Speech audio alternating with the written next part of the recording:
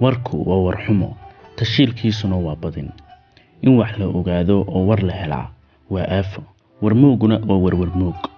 Warka aad maqasho erayadiisa inta ay doonaan hal la ekaadaane waxa ku lamaan eeba iyo abley garmaqaata ah. Weli way qabowdaa, waa tii la yidhi eraysama qaboobo. Qolka guluubka bigdamlihi ifka u yahay ee uu caawa sida daaraadanka isu labagediyayo, war uu maqlay baa qaabka u dhexdhigay. Laba warba haddii aanu heli lahayn noloshiisu sidan uma ay qaasawalanteen. Mid waa kan uu maanta ogaaday, kan kalena waa 2 gu ka hor. Xalay markii uu seexanayay sida caadada u ahayd 2 sanadood ee u dambeeyayba wuxuu fariin nabdada u diray qofkii uu sida ay la tahay dunida ku lahaa.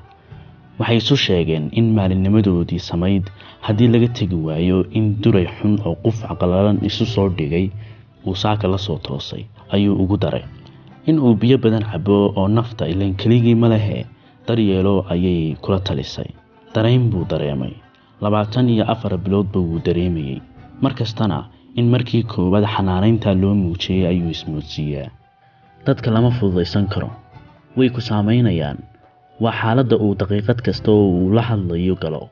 Marka ay haasaawo xiisad caafimaad u eeg wada qaateen ee uu sidii bukaan la jooga digtoor takhasuseed noqday ayay ismaca salaameeyeen iyaga oo karahsanaya in waa soo dhawaadkii la gaadhay. Habeen wacantii uu qoray markii ay dirsantay ayuu khadkii internet ka go'ay. Dabadeed uu islaabay isaga oo wanaaga qofka ka sii fakaraya sida uu baryahan caadaystay. 4 bilood iyo 2 sano ka hor isaga oo fasax markii dambe shaqo isu bedelay ku jooga magaalo tiisa ka durugsan 400 oo kiiloomitir ayuu goor barqaah la kulmay khabarka waxan oo dhan dhalay. Sawirka ay soo dhigtay Instagram-ka ee inanta uu yaqaana faafisay sidaana ku soo hormaray ayuu sii raacay. Dhabnada ayuu iska qabsaday nurugtaan saxarka tiran.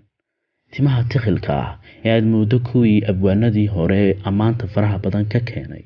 Indhaha aad moodo in dalab khaas ah lagu sanceeyay iyo luqunta aan maraciijis ahayn ee sida toobiyaha goglan ilaa sakaarkeeda ayuu marba mid ku dheegagay. Dibnaha iyo sanqaroorka aad moodo in dhunkasho loo sameeyay ayuu ku hakaday. Laakiin fikirka uu iska masaxay in shaqooyin shumis ka badan hayn karaan buu isku shaydaanaaray. Qofka abuurtan ah ayuu dhowr jeer yiri oo aanu eray kale ku darin. Muu ogeyn goor alla goor uu fariin u diray ee inta ay eegtay ay uga soo jawaabtay ee ay kaftameen. Ilbiriqsi ayuu laaha u xubaa. Ma garanayo sababtee waxaan is arkay aniga oo sawirkan la sheekaysanaya. Dabadeed waxaan is iri mad qofkii galayba caadi u la hadashay. Ugu yaraan aad jawaab ka heshid ayuu ku bariidiyay. Ma bariiday ahayd mise buunbuunin mise dan sheegad mise siduu xilliga dhab u dareemayay run aan beeni ku loohaneyn. Qofkii galay waa kan bal intaad sawirka ku lahayd ku soo dheh. Markii ugu warcelisay uu dhiirashadii hore iska waayay mise geesinimo isu bedeshay. Malaha qofku markuu ismaqiiqaya ayuu dhiiran yahay. Markuu dhiriq galo hadduu cagaha dhulka ku sii xejiyana waa geesi. Ugu yaraan farqi baa labada eray u dhaxeeya. Kaas baa isaga u muuqday waana sababta uu saacada ula sii hadlayay. Duhurkii isaga oo wali hoos fadhiya hoteelkii uu deganaa barandihiisa ayuu ku baraarugay in la qaatay. Wax ku qaatay kuma dhigaan isagoo isugu ducaynaya ayuu u sheegay inuu qada tagayo ee ay mar kale iyo sawir kale ama si kaleba u kulmaan. Jawaabaheeda furfurnaantu ka muuqdaan iyagoo quruxdii sawirka uga bidhaantay ay bilic ugu sii kordhiyeen ayuu qadow dhadhantay bilaabay. 4 bilood markii ay maalin dhaaf u hadlayeen oo sawirkeeda iyo shakhsiyadeedaba la sureeray ayuu u sheegay warkii gubayay sida ay la tahay xiriirka qof idin dhex maraya waa inuu qaangaadh noqdaa. Qaangaadh waxa ah xiriirka aan isxukumin iyo isxakamayn ka badbadin ah wadan. Dadka sida qaangaadhnimada leh u xiriira isma soo xasuustaan waayo ismaba ilaawaanba. Muhiimaddu waa in aanay caqabad isku noqon. Dahaadh been ah in la isku xirageliyo rabshad uunba laga taransadaa. Maxaa keenaya in aad ma jirto u sheegtid iyadoo aanay runtu waxba kaa tirayn. Sidaas baa halbeeg u ahayd. Miqyaaskaas ayayna buuxisay oo baradhaafisay. Markii uu go'aansaday inuu uurkiisa u furo waqti badan kama ay qaadan inuu dhambaalkiisa eray isugu geeyo. Fariin sukurdahan buu ugu adeegsaday baydadkiisa ma tarbaxnaan maadaama uu mar horeba ogaaday in suugaantu meelaha kulmiye ay ka mid tahay. daldalaadaha ii soo baxdiyo dowlad xadhigeed ee cirka dadan daaraha gudbani haba dilaameene qamaray halla iguna dilee daah mari dhaafi. markii ay fahantay ujeedkiisa ayay ugu jawaabtay meerise kale oo isla samatar lahaa oo ay warkeeda dartii wax yar uga bedeshay. hinaabtow qof aragaaga jecel kuna iman waayey oo ay oodi kaaga meersan tahay aqalka aad joogto eraysaad u kala laasataan adiga uun bee og. waxaa xigtay jidhiidhico, waxaa xigay wixii xulay, waxaa xigay 2 sano. caawa qolkan buugta iyo waraaqaha iyo kombiyuutarka furan iyo dharka iyo isagu dhex waran yihiin buu ku waleecaadaya. waxaa marba hor imanaya weedh uu bilihii dambe afkiisa baray. awal sheeka xidhiidhka waan ka baqi jiray, hase yeeshee baqdinta aan maanta ka qabo in aan ku waayo ayaa ilowsiisay taa hore, ayuu ku odhan jiray markuu rabo in uu sida ugu xoogan ugu cabiro halka ay u taagan tahay. caawa 2 baqdimood teebaa gar ku taagnay buu dhab isu weydiinayaa. saaka markuu taladii digtoornimo ee xalay iyo daryeelkii dad isjecel ku seexday wuxuu soo toosay isagoo yidhi diilo hor la qaba. wuxuu islahaa aad maanta 2 sano labeen u yeeshid. markuu cadayday ee uu maadaama uu soolanan yahay quraacdiisii samaystay buu khadka internetka daartay. wuxuu ugu tegay fariin uga timi qof uu yaqaan oo u sida war aanu aqoon ama daqiiqada ka hor aanu islahayn waa taqaan. waa walaalkii 2 daa u dhaxaysay oo Malaysia waxbarasho u joogay. salaan walaalnimo iyo isxaal waraysi qoyseed wax dhaafsiisan weligood ismaay weydaarsan. qoyska Soomaaliyeed baa iska sidaas ah oo walaalaha iyo waalidku aanay saaxiibi aqoon. isagu see aad buu uga duwanaa sifada oo wuxuu jeclaa in uu ka warhayo walaalihii. walaal waataan kulahaa qof baa jira ayuu si hashkadayni ka muuqato fariintiisii ay ahayd in aanay weligeedba bilaabmin ku bilaabay.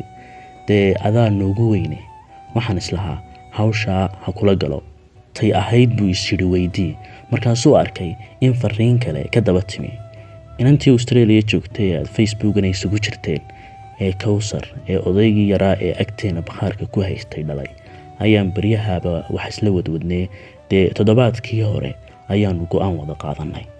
waxa kaleba intaanu ka fakerin waxa uu isa su'aalay, Kawsar ma faaraxeetiya dhalay oo maxaad u maqli weyday oo ma adigay kula waday mise walaalka oo toddobaadkii hore iyo xalay yama dhawaa.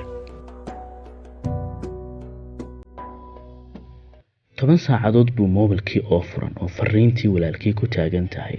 quraacdii uu samaystay oo hortaal iyo degdega hurmadii koowaad ka soo raacay oo ku qombabay aqalana. duumnidii loogu dacayeedayn jiray kacin qorato ayaa qaadi kari la fugfuglaynta kororka ah ee wadnihiisa iyo gaajada ku qabowday. ilaa iyo hadda waxa maankiisa ka balaadhay sida qofi u fali karo wax noocaas ah. insaanka dabcigiisu waa mid sidee ah ayuu markii koowaad noloshiisa si qumaati ah isu weydiiyey. maxaa keena in dadku damaaci noqdo? ma laga yaabaa in waxaanay abuur tahay oo xumaantu dhalan ka tahay? ma xumaanba in qofku jamashadiisa naqraaco? yaa yidhi laabi 2 ula. sida uu qofku 1000 xogood u qaybsanaan karo sow 1000 xagoodna uma qaybsami karo. haddii qofku sameeyo waxaanad fahmi karin ma waxay ka dhigan tahay inuu la'aad yahay? ma laga yaabaa in jawigiisu kaaga ka duwan yahay oo doonistiisu taada ka gedisan tahay oo waxaad xiiriso iyo wuxuu qadariyaa kala yihiin oo aanu adiga ahayn? haddii qofku wax ballan qaado ma ku sandullaa inuu ka dhabeeyo? haddii wax uu diidayaa jiro ka sitee? haddii aad adigu ku filaan weyday ka waran? qofku wanaagga ayuu isla jecel yahay soo ma dhici karto in hangoolkii uu rabay uu gantadii iyo faraarihii midba geed ka goosanayo? jacaylku ma wax nagba? dareenka danayntu ma kootuu galaa? soo lagama yaabo in labadiinaba qofku idin jeclaan karo midba sidiisa iyo intiisa? iminka ma eedad ka duwaysaa mise waa wax suura ah? warka iyo wadku ma walaalaa? musiibo kasta iyo dhiilo kasta muxuu war u sidaa? haddii la rogmado oo aynaan sawirkeeda hayn miyaa la rogmaday? mise halaagu wuxuu buuxsamaa markaynu maqalno? maxaynu ula kulannaa waxa inaga kala kiciya dhalanteedka aynu haamaha u tolonayno? maxaa dhacaya haddii qofka iyo la isu daayo ismoodsiiskiisa? warka aynu maqlaaba muxuu meel inoo gooyaa? haddii aanan caawa maqleen warka ayuu hoos isugu yidhi sow iskama sii wateen geedigaygii guryasamo. wuxuu ku hawlanaa inuu eetiro inanta. wuxuu marbaa dhan iska tusayay si uu ficilkeeda ku fahmo uguna garaabo. gubashada gudihiisa iyo warka cimilo doorsanka kaga xun ee uu helay iyo micno kasta oo shucuuri lahay sida uu uga xaalufmay ayuu u fiirsaday. guluubka soo xumaanaya ayuu kor u eegay. habeenadan baanu baktiin oo siduu u daaran yahay uu ka gamcayay. waxaan soo xumaanaya armaanu nalkaba ahayne ee noloshaadii oo dhan tahay ayuu isweydiiyey. walaalkii inuu u jawaabo uu iska ilaaway ama uu ishilmaansiiyey. muxuu ka odhan karaa? markaad jawaab hayso ayaa la bixiyaa. sidee buu qofii uga jawaabi karaa arrin aan uba dhicin? miyuu kaba jawaabi karaa wax aanu rabin inuu maqlo oo la maqashiiyey? wuxuu istusay inuu guluubka bedelo oo mid cusub meherada u dhow ka soo gato. haddii aad iska hagaajisid adiga yaa ku ilaynaya ayuu haddana is yidhi. jirjircadkii uu jiifay buu dhan isaga rogay. bisada cawlan ee kalluunka uu saaka diyaarsaday soo urisay ee albaabka qolkiisa ee furan ka soo gashay ee u gaatamaysa ayuu isha la helay. wuxuu ka fikiray damaca wada iyo sida ay isugu eekaan karaan midka insaanku. cunto aanay hawl u gelin bay rabtaa in ay ka cunto qofkii farsamaystay. heystii ay ku jirtay dumar ha u badnaaday bini'aadamu asaase ayuu kor isu maqashiiyey. dumar ha u badnaadee bini'aadmi waasaase markataadi bogatay miyaa laba boglaysaa? dumar ha u badnaadee bini'aadmi waasaase markataadi bogatay miyaa laba boglaysaa? horta digfeer maxaan ula yaabi jiray ayuu si garowshiya ka muuqday isu su'aalay. in aan anigu isla yaabo weeye. haddii aan qalbigaygii biliid ku riday oo sida kalluunka aanan daboolin miyuu heli lahaa qof sida bisadan safradi u hayso sawr aanu lahayn ayuu iskula shawray. digfeer waa runtii oo inta badan oo wuxuu ka heesaa wax aan aniguba caawa malxamad iyo diiwaandhan ka qori lahaa haddii aan qalinka la iga daarin. hab sida nafsadiisa hagaago aanu ku ogeyn leh buu u qiimeeyey fankii Yaasin Axmed Digfeer oo barihii hore ula eekaa nin balaayo caashaq ah. fanku sida uu Schopenhauer xusay wuxuu ina geysiyaa in aynu xanuunada iyo rafaadka nolosheena u turjunno casharo iyo aqoon nololeed oo taabud ah oo inaga iyo qeyrkeenba ay u aayaan. ma runtiiba haa, xasuustiisa ku qabaysan buu soo saaray. waayo aragnimada silica miidhan ee ina soo marta ayuu fanku inaga caawiyaa in aynu u rogno wax soo saar maskaxeed oo wax laga barto. hal abuurka aad aragtay ee qiimaha iyo habboonida lihi ma aha wax qofku ban ka dhisay ee waa caalam dhan oo dhigaysan oo qaab aad curin u taqaan balse cadaab ah loo abuuray. dunidaas baynu heshanaa marka aynu la kulanno xaaladtii laga unkay salsalowda. bisadaa iska kaa eegaysa maad u fasaxdid quraacdan aad ka madlowsan tahay ayuu fakarkii dheeraa iskaga soo afjaray. mid kalena uga gudbay. haddii aad kalluunkaasi sida adigoo u aanaynaya in aanad waxba ku falayn ma dhib bay kugu keenaysaa inaad kawsarna u hanaysid qalbigaagii aad sacbada ku guddoonsiisay ee aad ii hayd tidhi ilaan isaguba imika waxba kuguma fileen. weli garowshiyihii iyo eetarkii buu si kasal ah u wadaa. warqadihii uu shaqadiisa warbixin qoridda iyo daraasaynta u adeegsan jiray ee hortiisa quban ayuu mid tiigsaday. wuxuu iska baadhay sugnaan uu wax ku qoro. filinka noloshiisa ayuu ciwaan u raadiyey.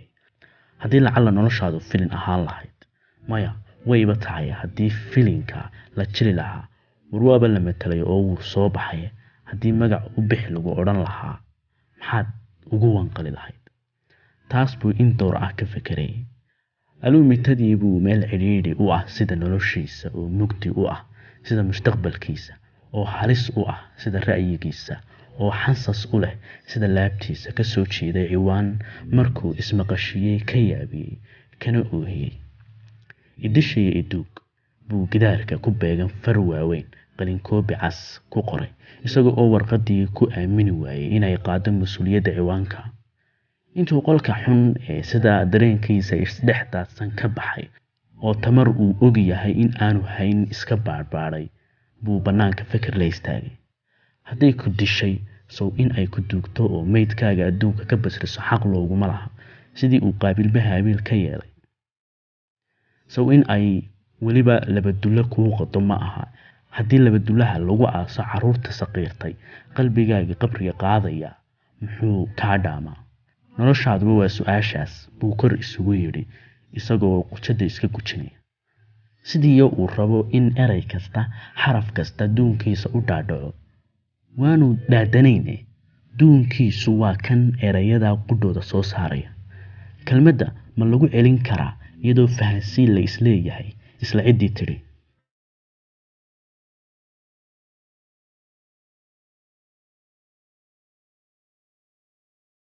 kaahin waxa uu saaka toosay isagoo oo keliya ku xisaabtamaya in uu dhammaystiro warbixin laga sugayay isku dibaridkeeda oo ku saabsanayd saamaynta hubka fududi ku leeyahay colaadaha beeleed ee jiitama. gobolkuse wuxuu u dumay isagoo ogsoon in warbixinta ka weyn ee sugaysaa tahay saamaynta hamiga jaba ku leeyahay colaadaha nasadeed ee jiitama. walaalkii wax uu ku yidhaahdo iyo Kawsar waxa uu kaga hagaago midna isagoo aan garanayn buu goostay in uu qolkiisa ku laabto. wuxuu kursi gaftinku jaban yahay hor dhigtay ciwaankii uu gidaarka ku dhigay. guluubkii soo xumaanayay baa wada damay. tooshkii moobilkiisa haddii uu daari lahaana intaanu soo fadhiisan buu dabkii ka dhacay. gudcurkaa uu galay buu u qaatay in inantii ay codsigiisii aqbashay oo ay duugtay. haddii uu hadda ayada fariin nabdaadaa u qori jiray caawa wuxuu nabadgelinayaa farxaddiisii firfircoonidiisii muraaqoodkiisii warkii 2 sano ka hor iyo wax kastoo samaa oo kaga sii shalwanaya dalluunta magangooyada. mugdiga haddii indhaha faraha lagaa geliyo aanad arkayn buu iska sii fadhiyay. wuxuu malaha rabay in uu la qabsado jawiga aamusan oo kolleyba ah waxa noloshiisa sugay.